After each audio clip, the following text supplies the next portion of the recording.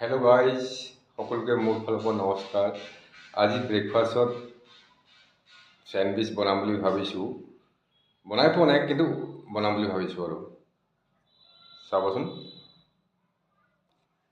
বনাবলৈ সামগ্ৰী অলপ লাগিবই আৰু সামগ্ৰী মই দেখুৱাইছোঁ। এতিয়া চেণ্ডউইচ বনোৱাৰ আগতে এই মেচিনটো লাগিব প্ৰথম।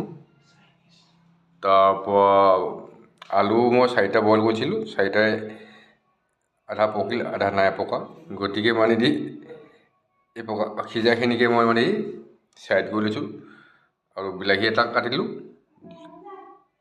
সেউজীয়া জলকীয়া আৰু পাতকবি।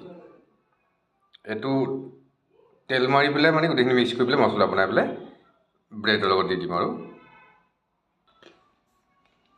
এই ব্ৰেড এটাও লাগিব।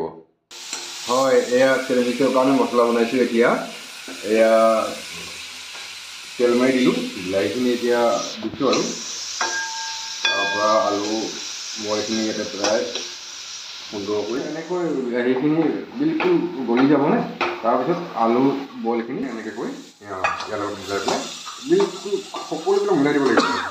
মছলাটো গোটেই এইটো মানে গোটেইখিনি মছলা মিলাই দিব লাগিব দেই আলুখিনিৰ লগত।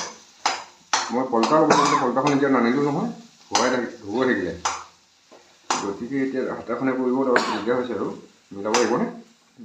নিমখ অলপ চাই লওঁ দেই, নিমখখিনি হৈছে নে নাই বিশেষকৈ।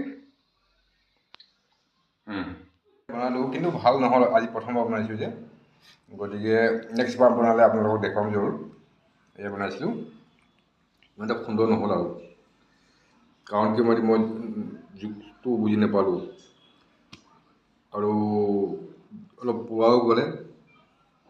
বাৰু আজিলৈ সামৰিছোঁ, নেক্সট বাৰ আকৌ বনাম। থেংক ইউ ছ' মাছ। কিন্তু খোৱাত ভাল লাগিলে।